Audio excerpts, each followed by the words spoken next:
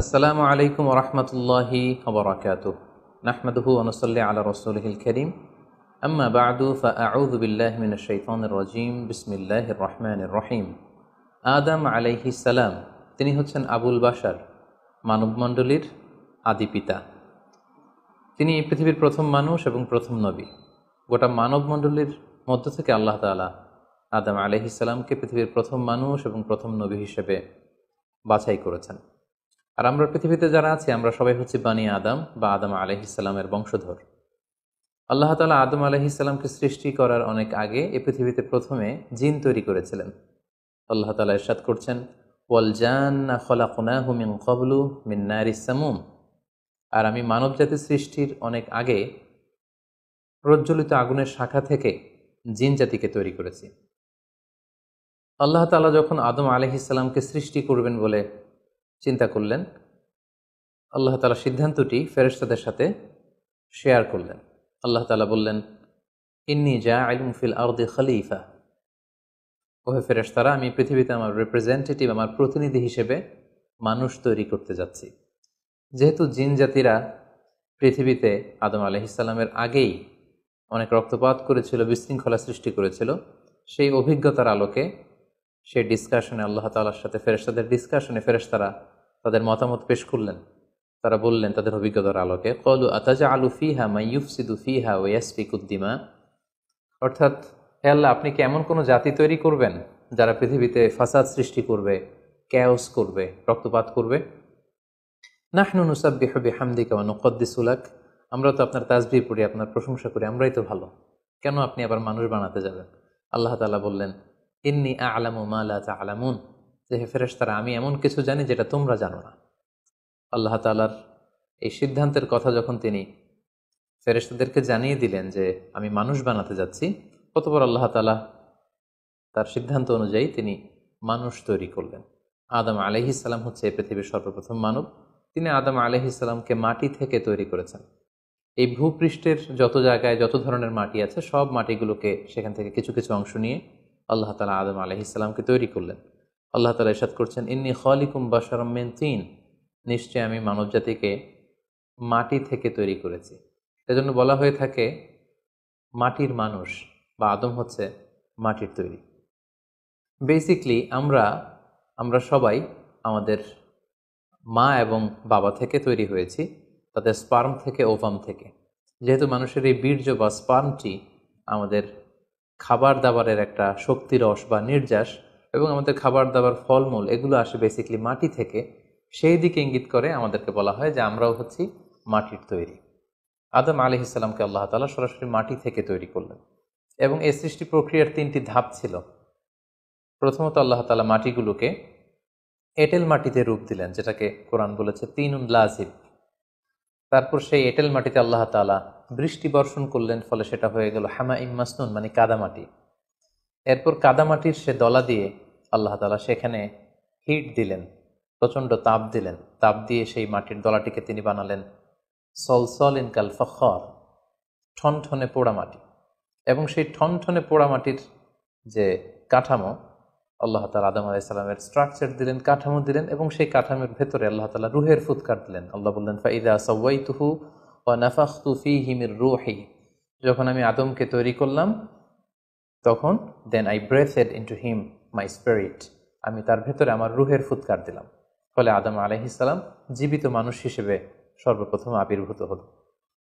আমরা যদি সহিহ বুখারীর দিকে তাকাই, তাহলে দেখব যে সহিহ বুখারীতে সাইয়েদনা আদম আলাইহিস সালামকে যখন আল্লাহ তাআলা তার আকৃতি দিয়েছেন, অবয়ব দিয়েছিলেন, তার হাইট কত ছিল, কত লম্বা তিনি ছিলেন, সে ব্যাপারে সহিহ বুখারীতে এসেছে, ওয়াকানা তুলহু সিত্তুনা যিরাআন। 60 বিঘত তিনি লম্বা ছিলেন। আমাদের হাতের এই কনুই থেকে আঙ্গুল পর্যন্ত এই জায়গাটিকে বলা হয় 1 বিঘত। সেই হিসেবে তিনি ছিলেন 60 বিঘত লম্বা, 60 কিউবিট। এবং সহিহ মুসলিমের একটি বর্ণনা থেকে আমরা জানতে পারি, জুমার দিন আল্লাহ তাআলা আদম আলাইহিস সালামকে তৈরি করেছিলেন। ইয়াউমুল জুমআতি ফীহি খুলিকা আদম। জুমার দিনে আল্লাহ তাআলা আদম আলাইহিস সালামের সৃষ্টি প্রক্রিয়া এটাকে তিনি সম্পন্ন করেছেন। আদম আলাইহিস সালামকে তৈরি করার পরে আল্লাহ তাআলা ফেরেশতাদেরকে এবং আদম আলাইহিস সালামকে একসাথে করে একটি মক টেস্ট নিলেন। সেখানে আল্লাহ তাআলা তাদের সবাইকে কিছু শব্দের নাম শিক্ষা দিলেন। এবং আদম আলাইহিসসালামকে ফেরেশতাদের সামনে এনে ফেরেশতাদেরকে আল্লাহ তাআলা বললেন যে এগুলোর নাম যদি তোমরা আমাকে বলতে পারো তাহলে বলো। আল্লাহ তাআলা বললেন আম্বিউনি বিআসমাই হাউলাই ইন কুনতুম সাদিকিন। ফেরেশতাদেরকে প্রথমে প্রশ্ন করা হলো, বলো তো এগুলোর নাম কি? ফেরেশতারা উত্তর করতে পারলেন না। অতঃপর আদম আলাইহিসসালামকে লক্ষ্য করে আল্লাহ যখন বললেন ইয়া আদম আম্বিহুম বিআসমাইহিম, হ্যাঁ আদম তুমি এই জিনিসগুলোর নাম সবাইকে শুনিয়ে দাও। ফালাম্মা আম্বাআহুম বিআসমাইহিম, আদম আলাইহিসসালাম যখন একটার পর একটা সবগুলো জিনিসের নামকরণ করে ফেলতে পারলেন, সবগুলো জিনিসের নাম বলতে পারলেন, ক্বালা আলাম আকুল লাকুম ইন্নী আ'লামু গায়বাস সামাওয়াতি ওয়াল আরদ, আল্লাহ তাআলা ফেরেশতাদেরকে বললেন আমি কি তোমাদেরকে বলিনি যে আমি আকাশ জমিনের গায়েবের সমস্ত বিষয়ের ধারক এবং বাহক, সব বিষয়ের জ্ঞান আমার কাছে আছে।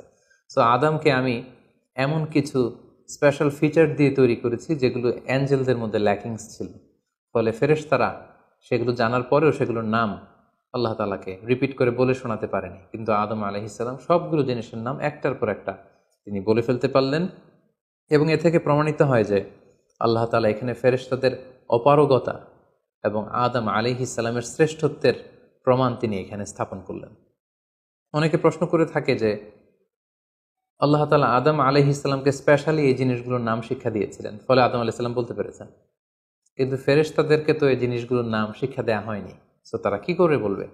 কোরআনের কোথাও এটা সুস্পষ্ট বলা হয়নি যে আল্লাহ তাআলা যখন এই জিনিসগুলোর নাম শিক্ষা দিচ্ছিলেন তখন আলাদা করে আদম আলাইহিসসালামকে শিক্ষা দিচ্ছিলেন।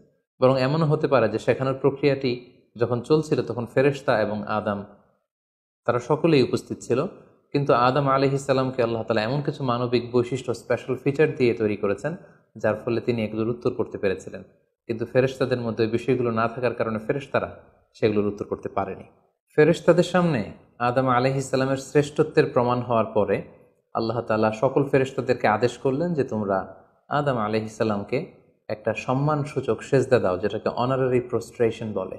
আল্লাহ তাআলা বললেন উসজুদু লি আদম ফাসাজাদু ইল্লা ইবলিস আবা ওয়াস্তাকবারা ওয়া কানা মিনাল কাফিরিন। আল্লাহ তাআলা আদেশ দেওয়ার সাথে সাথেই সকল ফেরেশতারা সেজদা দিল। আসলে এই সেজদাটা কেমন ছিল আমরা জানি না।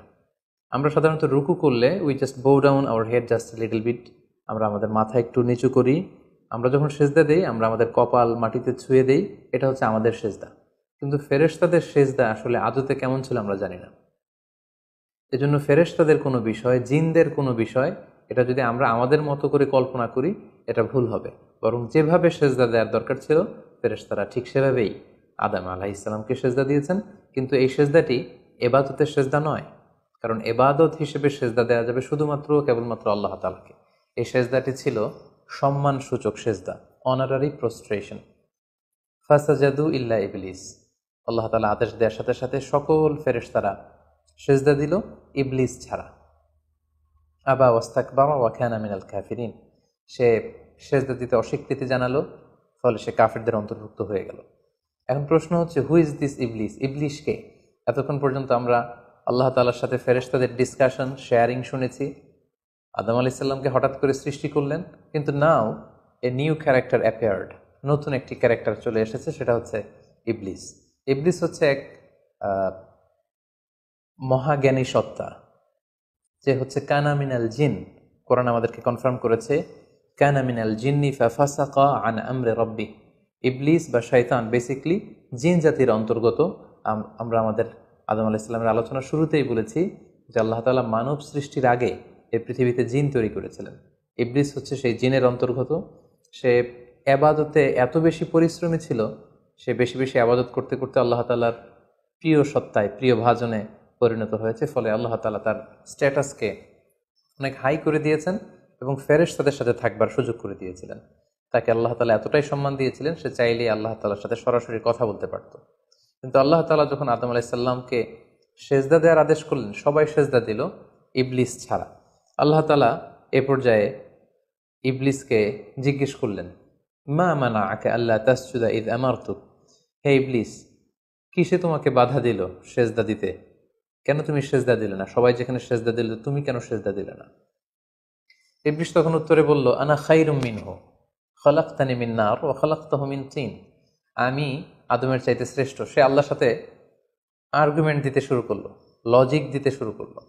সে যদি অন্তত এতটুকু বলতো যে আল্লাহ আপনি কেন আমাকে সেজদা দিতে বলছেন, আমি এটার সিগনিফিকেন্স, এটার কারণ জানতে চাই, অথবা আল্লাহ আমি ভুল করে ফেলেছি, আপনি আমাকে ক্ষমা করুন, এর কোনোটাই না করে সে আল্লাহর সাথে আর্গুমেন্ট দিতে লাগলো।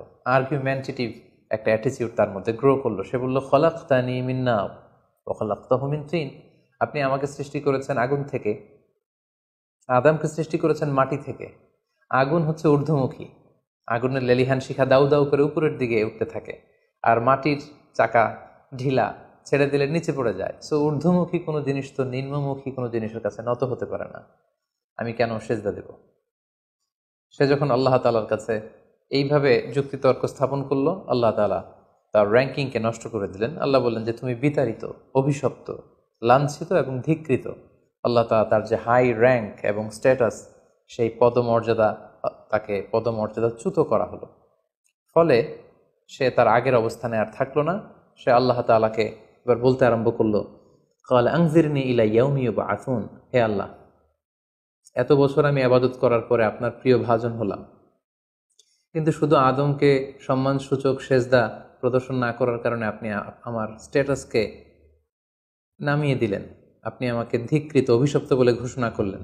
তাহলে আমি আপনার কাছে একটা জিনিস চাই, সেটা হচ্ছে আনজিরনি ইলা ইয়াউমি ইউবআসুন, আপনি আমাকে কিয়ামত পর্যন্ত হায়াত দিন, যাতে আমি কিয়ামত পর্যন্ত বেঁচে থাকতে পারি। এবং সে শুধু আল্লাহর সাথে আর্গুমেন্ট দিয়েই ক্ষান্ত হয়নি, সে এ পর্যায়ে আল্লাহ তাআলাকে চ্যালেঞ্জ ছুড়ে দিল।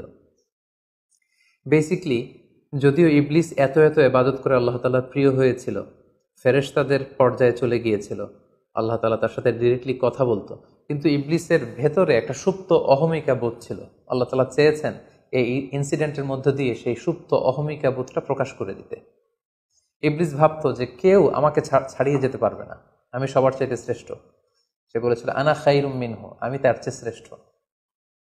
তার ভেতরে যে সুপ্ত অহমিকা বোধ, এই যে অ্যারোগ্যান্স, এই যে ইগোইস্টিক সমস্যা, আল্লাহ তাআলা চেয়েছেন এই ঘটনার অবতারণা ঘটিয়ে ইবলিসের ভেতরকার এই অহমিকা বোধকে প্রকাশ করে দিতে, এবং সেটাই ঘটেছে।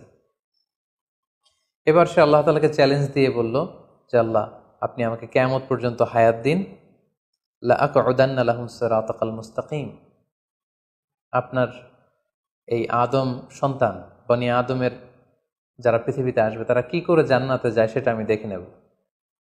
আমি সিরাতুল মুস্তাকিমের সামনে বসে থাকবো, যাতে করে তারা সরল সঠিক পথ পেতে না পারে, তারা যাতে সত্যের পথে থাকতে না পারে। আমি তাদেরকে সুম্মা লাআতিয়ান্নাহুম মিন বাইনি আইদিহিম ওয়া মিন খালফিহিম ওয়া আন আইমানিহিম ওয়া আন শামাইলিহিম, সামনে থেকে, পেছন থেকে, ডান দিক দিয়ে, বাঁ দিক দিয়ে, সব দিক দিয়ে আমি তাদেরকে কুমন্ত্রণা দিব, ধোঁকা দিব, টেম্পটেশন দিব, হুইসপারিং করব। ওয়ালা তাজিদু আকসারাহুম শাকিরিন, আপনি তাদেরকে শুকরগুজার কৃতজ্ঞ বান্দাদের অন্তর্ভুক্ত পাবেন না। আল্লাহ তাআলা বললেন, লামান তাবিআকা মিনহুম লাআমলাআন্না জাহান্নামা মিনকুম আজমাইন, তুমি আমাকে চ্যালেঞ্জ দিচ্ছ, ঠিক আছে, আমিও তোমার চ্যালেঞ্জ নিলাম, চ্যালেঞ্জ অ্যাকসেপ্টেড। তোমাকে এবং তোমাকে যারা ফলো করবে, ফলোয়ারদেরকে, তাদের সবাইকে দিয়ে আমি জাহান্নামকে পরিপূর্ণ করব। আল্লাহ তাআলা ইবলিসকে কিয়ামত পর্যন্ত হায়াত দিলেন, তার চ্যালেঞ্জ গ্রহণ করলেন, এবং ইবলিসও তার মিশন এবং ভিশন ফিক্স করে নিল যে যে আদমের কারণে আজকে আমি এতটা ধিক্কৃত, অভিশপ্ত, লাঞ্ছিত, সে আদমকে এবং সে আদমের সন্তানদেরকে, বনি আদমকে আমি জাহান্নামে ঢুকানোর আগ পর্যন্ত ক্ষান্ত হব না। এবং আল্লাহ রাসূল সাল্লাল্লাহু আলাইহি ওয়াসাল্লাম বললেন যে, ইন্না শাইতানা ইয়াজরি মিনাল ইনসানি মাজরাদ দাম, মানুষের রক্ত প্রবাহের সাথে ইবলিস মিশে যেতে পারে, সেখানে যে সে কুমন্ত্রণা দিতে পারে। সেই ঘটনার পর থেকে আল্লাহ তাআলার সৃষ্টির, দুইটি শক্তিশালী সৃষ্টির মধ্যে তৈরি হয়ে গেল চিরশত্রুতা, চিরবিদ্বেষ, চিরদ্বন্দ্ব, শয়তান আর বনি আদম। আদম আলাইহিস সালামকে যখন সেজদা করতে বলা হলো, সবাই সেজদা করলো, কিন্তু ইবলিস সেজদা করলো না। এই ঘটনার পর আদম আলাইহিস সালাম কেমন যেন একটু একাকিত্ব এবং অস্থিরতা ফিল করতে লাগলেন, লোনলিনেস, কারণ তার কোনো সাথী নেই, সঙ্গী নেই, প্রতিবেশী নেই, বন্ধু নেই, বান্ধব নেই, কেউ নেই। মানুষ হিসেবে তিনি কেবল একা, বড়ই একা। তার এই অস্থিরতা, তার এই একাকিত্ব, তার এই লোনলিনেসকে আল্লাহ তাআলা বুঝতে পেরে তার একজন সঙ্গিনী তৈরি করলেন। তিনি হচ্ছেন হাওয়া আলাইহিস সালাম, এই পৃথিবীর প্রথম মানবী।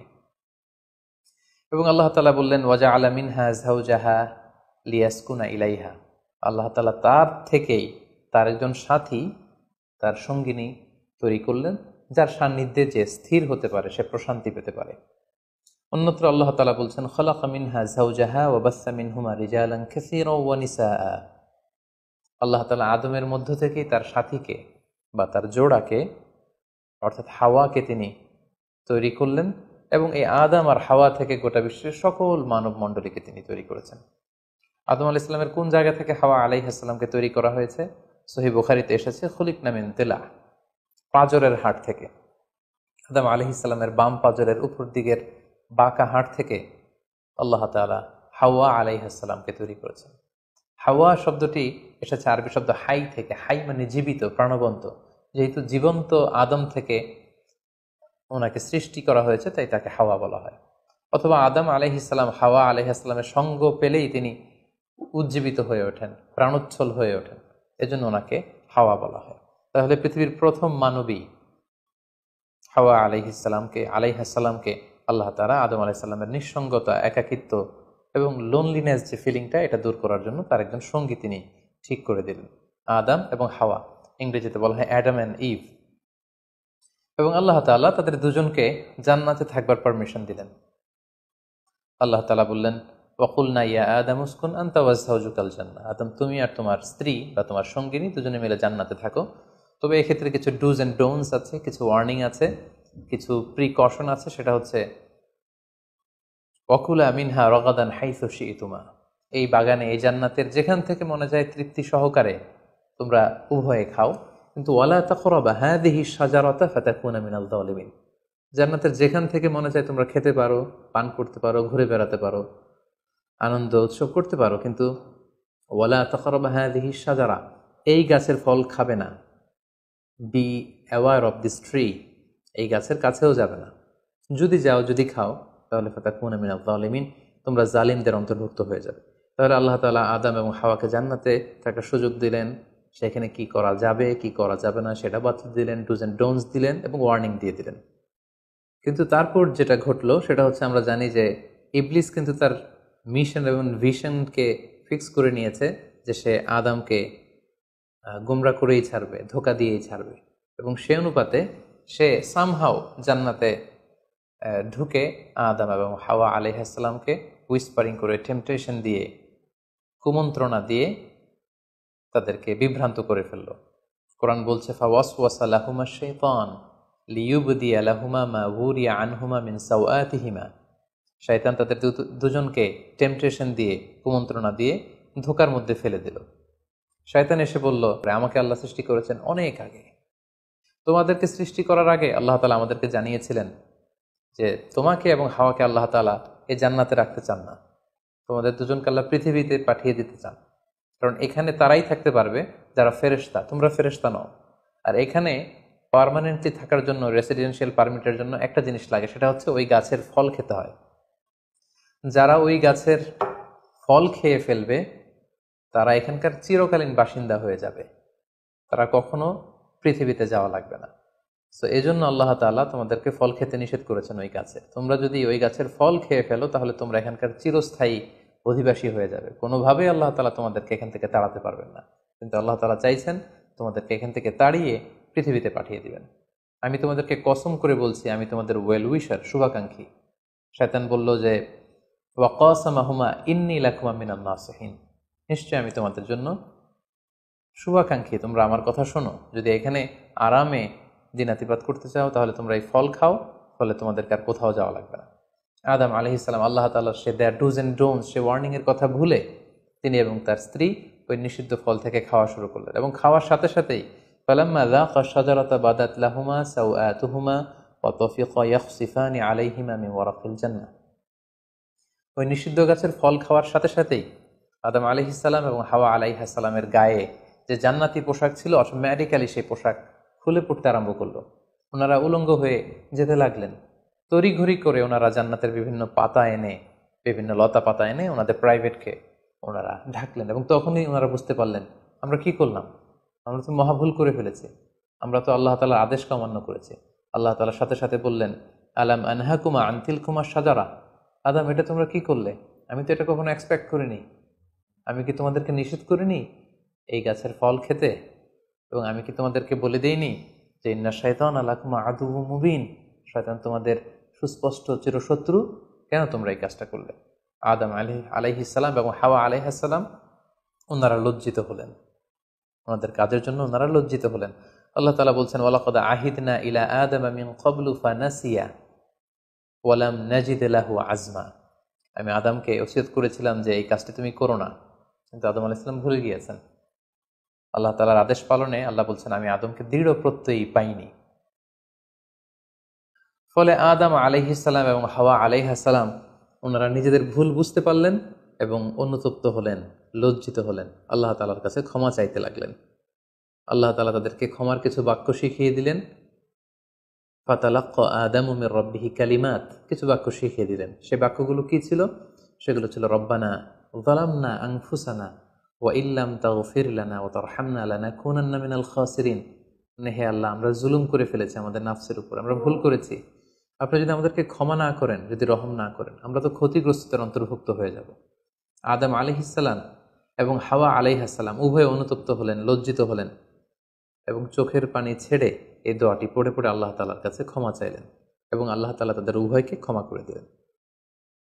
এবার আল্লাহ তাআলা তাদের দুজনকে বললেন, যেহেতু তোমরা আমার আদেশকে মান্য করতে পারোনি, সেজন্য তোমাদেরকে পৃথিবীতে চলে যেতে হবে। ইহবিতু বা'দুকুম লিবা'দিন আদু, তোমাদেরকে পৃথিবীতে নামিয়ে দেয়া হলো। ওয়ালাকুম ফিল আরদি মুস্তাকাররু ওয়া মাতাউন ইলা হিন, এই পৃথিবী হবে তোমাদের আবাসস্থল। এই পৃথিবীতে অনেক জীবন উপকরণ তোমাদের জন্য থাকবে। ফিহা তাহিয়াউন ও ফিহা তামুতুন ও মিনহা তুখরুজুন, you live there, you die there, and you will be resurrected from there. তোমরা পৃথিবীতে বসবাস করবে, পৃথিবীতেই তোমাদের মৃত্যু হবে এবং এই পৃথিবীর কবর থেকেই, মাটি থেকেই তোমাদেরকে আবার আমি পুনরুত্থান করব। And this is my decision. Adam আলাইহিস সালাম এবং হাওয়া আলাইহিস সালাম পৃথিবীর প্রথম মানব এবং মানবীকে জান্নাত থেকে আল্লাহ তাআলা পৃথিবীতে নামিয়ে দিলেন এবং আল্লাহ বললেন যে তোমাদেরকে নামিয়ে দিয়ে আমি ক্ষান্ত হচ্ছি না। ফাইম্মা ইয়াতিয়ান্নাকুম মিন্নি হুদান, আমার গাইডেন্স তোমাদের কাছে আসবে। ফামান তাবিআ হুদায়া ফালা ইয়াযিল্লু ওয়ালা ইয়াশকা, আমার দেয়া পথ নির্দেশিকা এবং গাইডেন্স যারা মেনে চলবে তারা কখনো পথভ্রান্ত হবে না, তারা কখনো গোমরা হবে না। অতঃপর আল্লাহ তাআলা তাদের দুজনকে পৃথিবীতে নামিয়ে দিলেন। আদম এবং হাওয়া কোথায় নামিয়ে দিলেন, এ ব্যাপারে ঐতিহাসিকদের মধ্যে মতভেদ পাওয়া যায়। কিছু কিছু ঐতিহাসিকগণ বলেন যে আদম আলাইহিস সালামকে মক্কা এবং তায়েফের মাঝখানে দাহনা নামক একটা জায়গায় আল্লাহ নামিয়ে দিয়েছেন। কোনো কোনো বর্ণনা মতে পাওয়া যায় যে আদম আলাইহিস সালামকে আল্লাহ তাআলা ইন্ডিয়ান সাবকন্টিনেন্টে শ্রীলঙ্কার সিংহাল নামক একটা জায়গায় পাঠিয়েছেন এবং তারা সেখানে অ্যাডামস পিক নামে একটি পাহাড়ের কথা বলে থাকেন, যেখানে আদম আলাইহিস সালামের ফুটপ্রিন্ট বা পায়ের ছাপ সংরক্ষিত আছে বলে অনেক ঐতিহাসিকগণ মত প্রকাশ করেছেন। হাওয়া আলাইহিস সালামকে সৌদি আরবের জেদ্দা নগরীতে আল্লাহ তাআলা নাজিল করেন বলে অনেক ঐতিহাসিকগণ মতামত দিয়েছেন। তাহলে তারা পৃথিবীর এক এক দিকে এক একজন, অনেকদিন পরে তারা দুজন সৌদি আরবের জাবালে রাহমা, যেখানে বিদায় হজের ভাষণ দিয়েছিলেন আল্লাহ রাসূল সাল্লাল্লাহু আলাইহি ওয়াসাল্লাম, ময়দানটাকে বলা হয় ময়দানুল আরাফাত, আরাফাতের ময়দানে ওনারা আবার রিইউনাইটেড হয়েছেন এই পৃথিবীর বুকে। সম্মানিত, শুধু এ পর্যায়ে আমরা জানবো how was the life of Adam and Eve on earth. এই পৃথিবীতে আদম আলাইহিস সালাম এবং হাওয়া আলাইহিস সালামের একেবারে পৃথিবীর শুরুর দিকের জীবন পরিক্রমাটা কেমন ছিল, হাউ ওয়াজ দেয়ার লাইফ, কিভাবে তারা তাদের জীবন অতিবাহিত করেছেন। আমরা জানি যে তাদের দুজনের মাধ্যমেই হিউম্যান হিস্ট্রি শুরু হয়েছিল, মানব ইতিহাস। তাদের জীবন পরিক্রমাটা কিছুটা ভিন্ন, আমাদের চাইতে ভিন্ন, যেহেতু তারাই পৃথিবীর প্রথম মানব এবং মানবী। তাদের কোনো প্রতিবেশী নেই, তাদের কোনো বন্ধু বান্ধব নেই, পৃথিবীতে আর কোনো মানুষ তাদের আশেপাশে ছিল না, শুধু তারাই। তো সেক্ষেত্রে এক আল্লাহ তাআলার ইবাদত ছাড়া তাদের মৌলিক যে কাজটা ছিল সেটা ছিল পপুলেশন, কাল্টিভেশন অ্যান্ড কনস্ট্রাকশন। কি করে জনসংখ্যা বৃদ্ধি করা যায় পৃথিবীতে, কি করে সন্তান লালন পালন করা যায়, কি করে চাষাবাদ করা যায়, কি করে ফার্মিং করা যায় এবং কি করে মানব সভ্যতার বিনির্মাণ করা যায়, এটাই ছিল পৃথিবীর প্রথম মানব এবং এই মানবীর প্রধানতম দায়িত্ব। যেহেতু ওনারা যদি নতুন প্রজন্ম তৈরি না করেন, ওনারা যদি চাষাবাদ না করেন, ওনারা যদি সভ্যতা বিনির্মাণ না করেন, তাহলে পৃথিবীতে মানব সভ্যতা টিকে থাকবে না। ফলে মৌলিক ইবাদতের পাশাপাশি এগুলোই ছিল ওনাদের কাজ।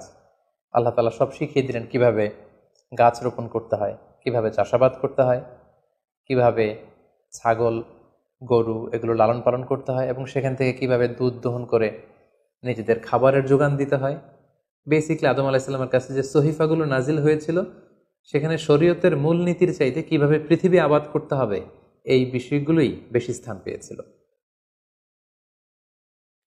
এক্ষেত্রে সবচেয়ে মজার ব্যাপার হচ্ছে আদম আলাইহিস সালামের এই জীবন পরিক্রমার সবচেয়ে গুরুত্বপূর্ণ একটি মজার বিষয় হচ্ছে যে কিছুদিন পরেই তাদের কুলকে আলোকিত করে, তাদের সংসারকে আলোকিত করে নতুন প্রজন্ম আসতে শুরু করলো।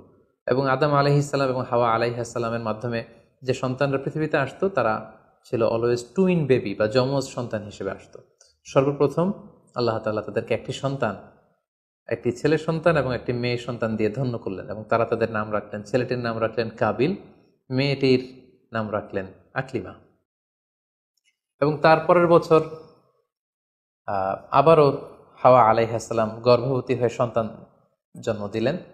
সেক্ষেত্রেও একটি ছেলে একটি মেয়ে, কারণ এই ছেলে মেয়েদের বিয়ে দেওয়ার তখন পদ্ধতি ছিল এই বছর যেই ছেলে জন্মগ্রহণ করেছে সেই ছেলের সাথে পরের বছরের মেয়ের বিয়ে হতো, এবং এই বছর যে মেয়ে জন্মগ্রহণ করেছে তার সাথে পরের বছরের ছেলের সাথে এভাবে ক্রসিং সিস্টেমে বিয়ে হতো। যেহেতু পৃথিবীতে আর কোনো মানুষ তাদের আশেপাশে ছিল না, ফলে নিজেদের ভাই বোনদের মধ্যে বিয়ে হতো, তবে ওলটপালট করে। তো এর ফলে বাই ডিফল্ট আদম আলাইহিস সালামের ছেলে কাবিলের ভাগ্যে এসে জুটল তার পরের টার্নের যে বোন জন্মগ্রহণ করেছে হাবিলের সাথে, তার নাম ছিল লাবুদা। লাবুদার সাথে কাবিলের বিয়ে হবে এবং হাবিলের সাথে ইকলিমার বিয়ে হবে, এটাই ফিক্স করা হলো। কিন্তু এখানে একটি সমস্যা দেখা দিল, সেটি হচ্ছে ইকলিমা ছিল খুবই সুন্দরী, she was a very beautiful lady. ফলে কাবিল এটা মেনে নিতে পারেনি। সে প্রশ্ন উত্থাপন করলো যে কেন আমি লাবুদাকে বিয়ে করব? লাবুদা হচ্ছে কিছুটা শ্যামলা প্রকৃতির, আমি তাকে বিয়ে করব না, বরং আমার সাথে আমার যে বোন জন্মগ্রহণ করেছে সে ইকলিমাকে আমি বিয়ে করব। আদম আলাইহিস সালাম বললেন, না, এটা আল্লাহর দেয়া আদেশ। তোমার সাথে তোমার যে যমজ বোন জন্মগ্রহণ করেছে তাকে তুমি বিয়ে করতে পারবে না, বরং তোমার পরে হাবিল এবং লাবুদা যে জন্মগ্রহণ করেছে সে লাবুদা হবে তোমার স্ত্রী, এবং তোমার সাথে তোমার যে বোন আকলিমা জন্মগ্রহণ করেছে সে আকলিমা হবে হাবিলের স্ত্রী। কিন্তু কাবিল এটা সহজে মেনে নিতে পারেনি, ফলে সে এখানে প্রশ্ন উত্থাপন করলো এবং সে বলল যে আমি আকলিমাকে বিয়ে করতে চাই। দেখা দিল এক মহা সমস্যা। তখন আল্লাহ তাআলা আদম আলাইহিস সালামকে জানিয়ে দিলেন, ঠিক আছে, হাবিল এবং কাবিলকে কুরবানি করতে বলো, যার কুরবানি কবুল হবে সেই আকলিমাকে পাবে। এবং তখন কোরবানির সিস্টেম ছিল কোরবানি করে চলে আসার পরে আকাশ থেকে আগুন এসে যেই কোরবানিকে ঝলসে দিত সেই কোরবানিটা আল্লাহ তাআলার কাছে কবুল হয়েছে বলে ধরে নেওয়া হতো। আদম আলাইহিস সালামের ছেলে কাবিল বেসিকলি চাষি ছিল, সে এক বস্তা গম আল্লাহ রাস্তায় কোরবানি করলো। আর হাবিল সে মেষ চড়াতো, ছাগল চড়াতো, সে একটি বকরি জবাই করে আল্লাহ রাস্তায় কুরবানি করলো এবং তারা অপেক্ষা করতে লাগলো যে কার কুরবানি কবুল হয়। দেখা গেল আকাশ থেকে আগুন এসে হাবিলের বকরি বা ছাগলটাকে ঝলসে দিয়েছে, কিন্তু কোনো আগুন এসে কাবিলের গমের বস্তাকে বা গমের স্তূপকে ঝলসে দেয়নি। ফলে প্রমাণিত হলো যে হাবিলের কুরবানি আল্লাহ তাআলার দরবারে কবুল হয়েছে এবং আল্লাহ তাআলার দেয়া আগের বিধান অনুযায়ী হাবিলই আকলিমাকে বিয়ে করার সুযোগ পাবে। এই কথাটি আল্লাহ তাআলা খুব সুন্দর করে কোরআনুল কারীমে উল্লেখ করেছেন। আল্লাহ বলছেন, ফাতুকুব্বিলা মিন আহাদিহিমা ওয়া লাম ইউতাকাব্বাল মিনাল আখার। তাদের একজনের কোরবানি কবুল হলো, আরেকজনেরটি হলো না। ফলে হাবিল আকলিমাকে বিয়ে করার সুযোগ পেল। কিন্তু কাবিল এতে আরো প্রচন্ড জেলাসি ফিল করতে লাগলো। সে হিংসায় জ্বলে পুড়ে অত্যন্ত রেগে গিয়ে বলল, লা আক্তুলান্নাক, হাবিল আমি তোমাকে হত্যা করব, তোমাকে হত্যা করে হলেও আমার সুন্দরী বোন আকলিমাকে আমি ছিনিয়ে নিব। তখন হাবিল বলতে লাগলো যে লাইম বাসাত্তা ইলাইয়া ইয়াদাকা লিতাকতুলানি মা আনা বিবাসিতি ইয়াদি আলি ইলাইকা লিআকতুলাক। অর্থাৎ, হে কাবিল, তুমি যদি আমাকে হত্যা করতে অগ্রগামী হও, হাত বাড়াও, আমি আমার হাতকে বাড়াবো না তোমাকে আঘাত করার জন্য। কারণ তুমি যদি আমাকে হত্যা করো তাহলে আমার পাপ, তোমার পাপ সবটাই তোমার ঘাড়ে বর্তাবে, আর আমি এত বড় পাপ কাজ কখনোই করতে চাই না। কাবিল এ কথাতেও ক্ষান্ত না হয়ে সে হত্যা করতে উদ্ধত হলো এবং সে তার কথা মতো তার ভাই হাবিলের উপর চড়াও হয়ে আক্রমণ করে তার আপন ভাই হাবিলকে সে হত্যা করে ফেলল। কোরআন বলল, ফাকাতালা ফাসবাহা মিনাল খাসিরিন। কাবিল হাবিলকে হত্যা করে ফেলল। প্রতিহিংসার অনলে জ্বলে পুড়ে শয়তানের কুমন্ত্রণায় পৃথিবীর প্রথম হত্যাকাণ্ড, the first murder ever in the world, পৃথিবীর প্রথম হত্যাকাণ্ড সংঘটিত হলো এবং হত্যাকারী ছিল আদম আলাইহিসসালামের ছেলে কাবিল, এবং এই পৃথিবীর প্রথম নিহত মানুষের নাম হচ্ছে হাবিল। সহিহ বুখারীতে আল্লাহ রাসূল সাল্লাল্লাহু আলাইহি ওয়াসাল্লাম ইরশাদ করেছেন, আউয়ালু মান সান্নাল কতলা। কাবিল হচ্ছে ওই ব্যক্তি যে পৃথিবীতে সর্বপ্রথম হত্যার ট্র্যাডিশন চালু করেছে। কাবিলের আগে কেউই পৃথিবীতে হত্যাকাণ্ড ঘটায়নি, ফলে হাবিল হচ্ছে পৃথিবীর প্রথম শহীদ বা প্রথম নিহত মানুষ। এবং কাবিল যেহেতু এই হত্যার ট্র্যাডিশন করেছে, এই মার্ডারের ট্র্যাডিশন করেছে, ফলে পৃথিবীতে যারাই এই বিচার বহির্ভূত হত্যা বা অন্যায়ভাবে কাউকে হত্যাকাণ্ডের সাথে জড়িত হবে, তার একটি পার্সেন্টেজ গুণা কিয়ামত পর্যন্ত কাবিলের ভাগেও এটি যেতে থাকবে। এখন যে মজার ব্যাপারটি ঘটেছে সেটি হচ্ছে, কাবিল যখন হাবিলকে আক্রমণ করেছে, হাবিলকে নিহত করেছে, হত্যা করার পরে হাবিল লাশ হয়ে শুয়ে রইল।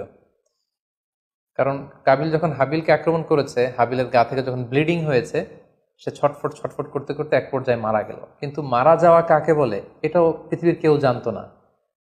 কাবিল নিজেও বুঝতে পারেনি যে এইভাবে আমি আঘাত করলে হাবিল এইভাবে মরে যাবে, তার ব্লিডিং হবে। মৃত্যু কি এটা তারা জানে না, কারণ এই পর্যন্ত এই পৃথিবীতে কেউ তো মারা যায়নি। ফলে সে দেখলো যে কিছুক্ষণ আগে আমার ভাই হাবিল আমার সাথে কথা বলছিল, এখন হাবিল আর কথা বলে না, চুপ করে শুয়ে আছে, নড়ে না চড়ে না। কাবিল তার ভাইকে কাঁধে নিয়ে ঘুরতে লাগলো। কি করবে? সে কথা বলে না কেন? কারণ এটা যে মৃত্যু, দিস ইজ দ্য ডেথ, এটা তাদের জানা ছিল না। এবং তার ভাইয়ের লাশকে সে কি করবে সে নিজে বুঝতে পারছিল না। তখন হাবিলকে শিক্ষা দেওয়ার জন্য আল্লাহ তাআলা একটি কাককে পাঠালেন। ফাবাআসাল্লাহু গুরাবান ইয়াবহাসু ফিল আরদি লিউরিয়াহু কাইফা ইউয়ারি সাওআতা আখি। দুটি কাক এসে একটি কাক আর একটি কাককে হত্যা করলো, এবং হত্যাকারী কাকটি তার ঠোঁট দিয়ে তার পা দিয়ে মাটি খুঁড়ে গর্ত করে সেই গর্তের ভেতরে মৃত কাকটিকে ফেলে আবার মাটি দিয়ে ঢেকে ফেলল। এই দৃশ্যটি হাবিল দেখে বুঝতে পারলো যে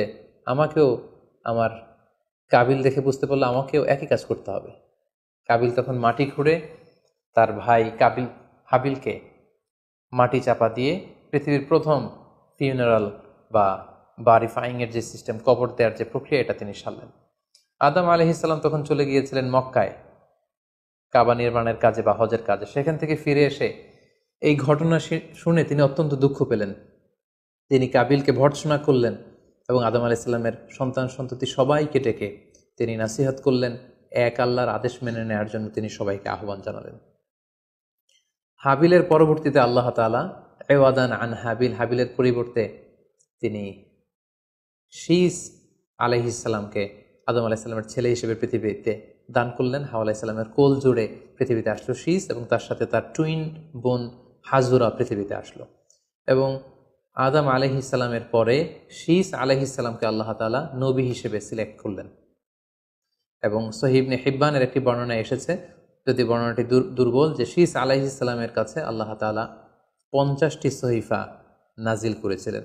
দেখতে দেখতে আদম আলাইহিস সালাম তার জীবনের 1000 বছর পূর্ণ করলেন। তিনি বয়োবৃদ্ধ হয়ে আসলেন এবং তার এই নবুয়তির দায়িত্ব আল্লাহ তাআলা শীস আলাইহিস সালামের কাঁধে দেওয়ার পরে আদম আলাইহিস সালামের পৃথিবী থেকে বিদায় নিলেন।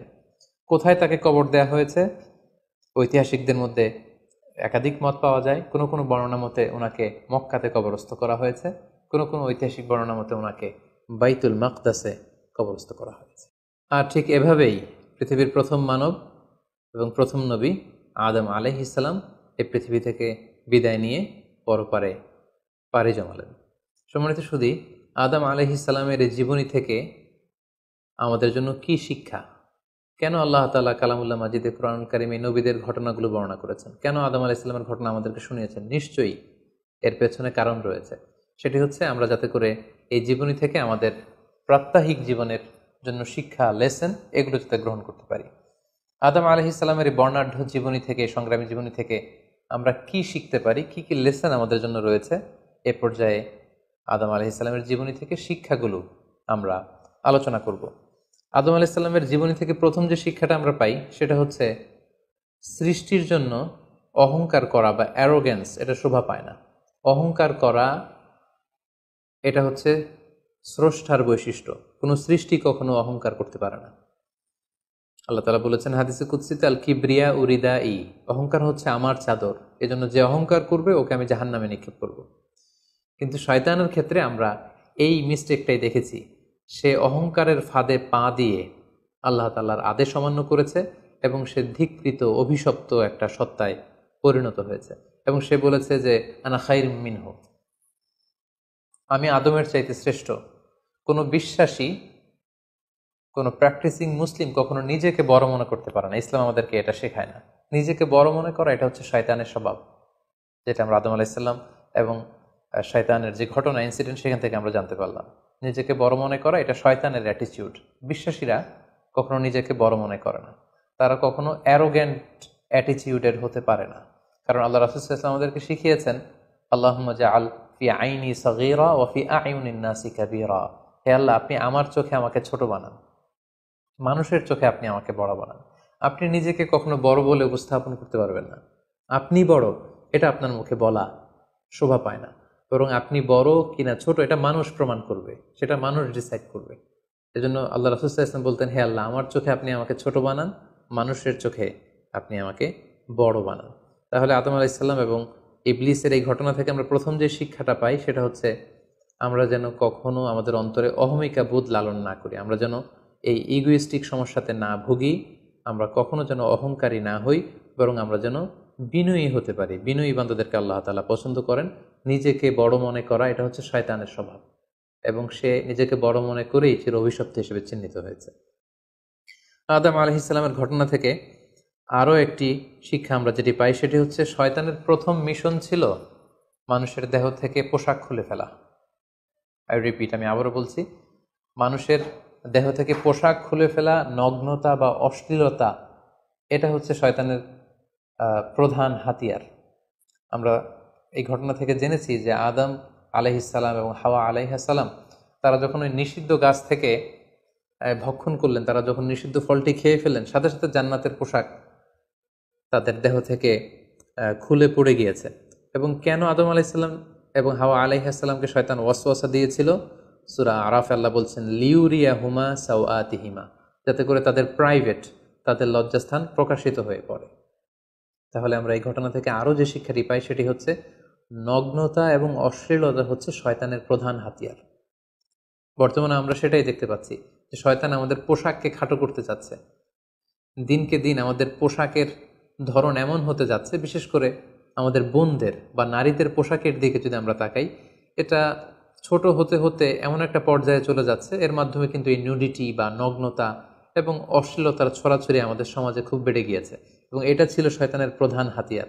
আমাদের আদি পিতা এবং আদি মাতাকে এই নগ্নতা এবং অশ্লীলতার মাধ্যমেই, তাদের দেহ থেকে পোশাক খোলার মাধ্যমে কিন্তু শয়তান প্রথম তার শত্রুতা প্রকাশ করতে পেরেছিল। এবং কারা আসলে আমাদের শত্রু, কে আমার শত্রু, কে আমার বন্ধু, এটা আমাদেরকে জানতে হবে। আল্লাহ তাআলা খুব সুস্পষ্টভাবে কোরআনে বলেছেন যে ইন্নাহু লাকুম আদু মুবিন, তোমরা শয়তানের পদাঙ্ক অনুসরণ করো না, কারণ শয়তান হচ্ছে তোমাদের সুস্পষ্ট শত্রু। সো কে আমার বন্ধু, কে আমার শত্রু, এ ব্যাপারে যেন আমরা সুস্পষ্ট একটি ধারণা পেতে পারি, এই জন্য কোরআন আমাদেরকে জানিয়েছে শয়তান হচ্ছে আমাদের প্রকাশ্য শত্রু। আদম আলাইহিস সালামের এই স্টোরি থেকে আমরা আরও একটি শিক্ষা পাই, সেটা হচ্ছে আল্লাহ তাআলা যখন জান্নাতে আদম এবং হাওয়া আলাইহিস সালামকে থাকার সুযোগ দিলেন, আল্লাহ বললেন, ওয়ালা তাকরাবা হাযিহি শাজারা, খবরদার, যেটা মনে চায় খাও, কিন্তু ওই গাছের কাছেও যেও না।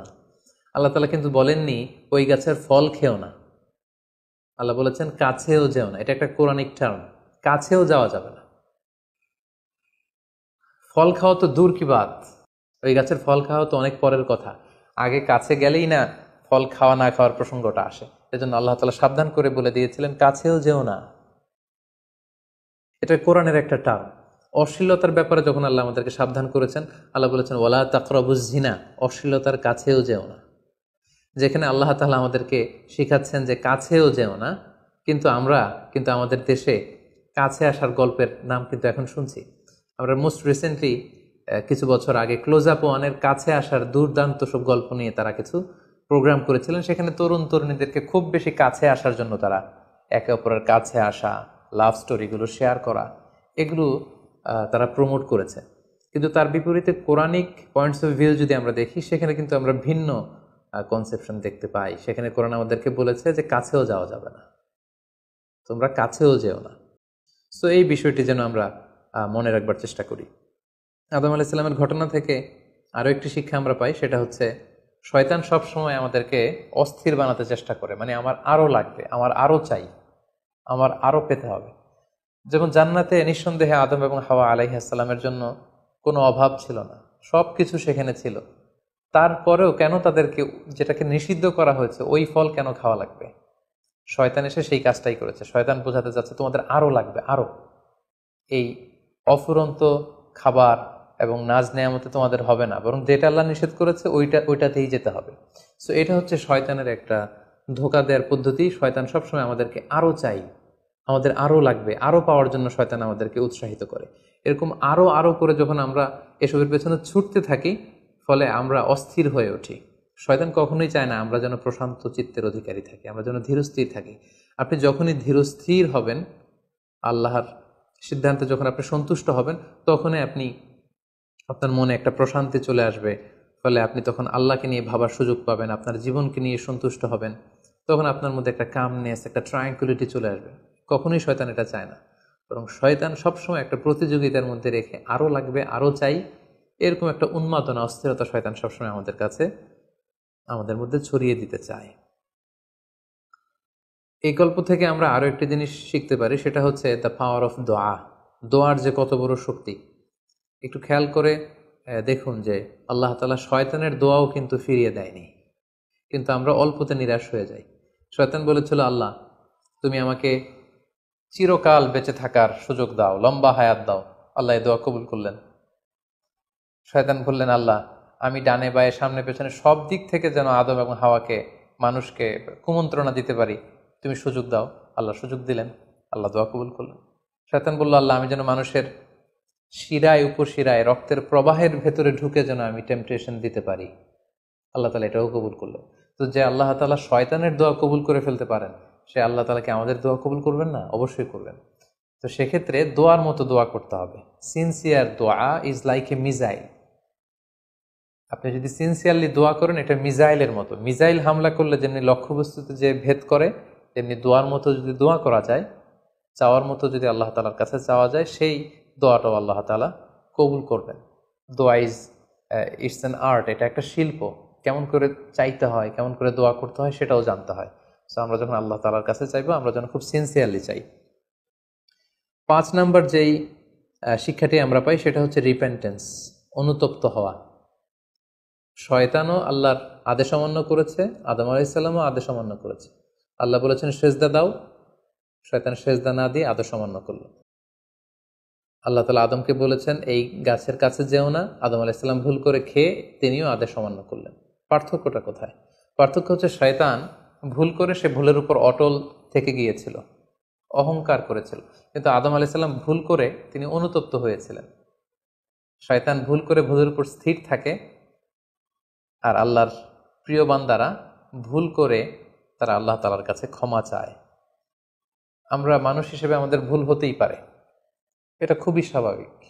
কুল্লুকুম খাত্তা, তোমরা সবাই পাপী, ও খৈরুল খাত্তাইনা তাওয়াবুন। এই পাপীদের মধ্যে সবচেয়ে শ্রেষ্ঠ পাপী হচ্ছে যে পাপী পাপ করার পরে আল্লাহ তাআলার কাছে তওবা করে, অনুতপ্ত হয়।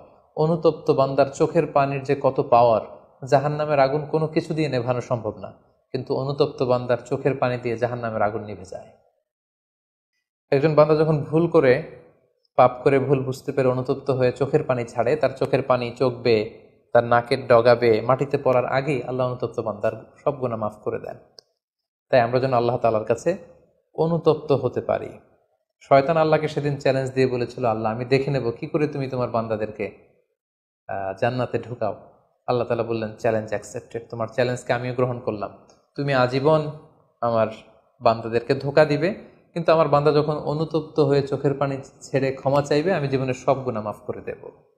সো অনুতপ্ত হয়ে আল্লাহর কাছে চাওয়ার এই সুযোগকে যেন আমরা নষ্ট না করি। আমরা যেন ভুল করলে আল্লাহ তাআলার কাছে ক্ষমা চাই, আমরা যেন তাওবা করে ফিরে আসি। 6 নম্বর যে শিক্ষাটি আমরা আদম আলাইহিস সালামের গল্প থেকে পাই, সেটা হচ্ছে our life is full of struggle. আমাদের জীবনটা হচ্ছে খুবই স্ট্রাগল করে এই জীবনটাকে লিড করতে হয়। এখানে অনেক ইফোর্ট দিতে হয়। দুনিয়াকে বলা হয় দারুল আসবাব, পরিশ্রম করে, লড়াই করে নিজের অবস্থানকে এখানে জানান দিতে হয়। প্রতিকূল পরিবেশে কিভাবে আপনি টিকে থাকবেন, দুর্যোগ মোকাবেলা করে কিভাবে আপনি টিকে থাকবেন, সেটার শিক্ষা কিন্তু এই পৃথিবীতে আছে।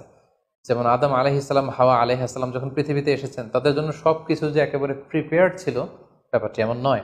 ওনাদেরকে কষ্ট করতে হয়েছে, ওনাদেরকে চাষাবাদ করতে হয়েছে, মেষ পালন করতে হয়েছে, গাছ রোপণ করতে হয়েছে, ঝড় ঝঞ্ঝা বন্যা, এই প্রতিকূল পরিবেশে তাদেরকে টিকে থাকার লড়াই করতে হয়েছে।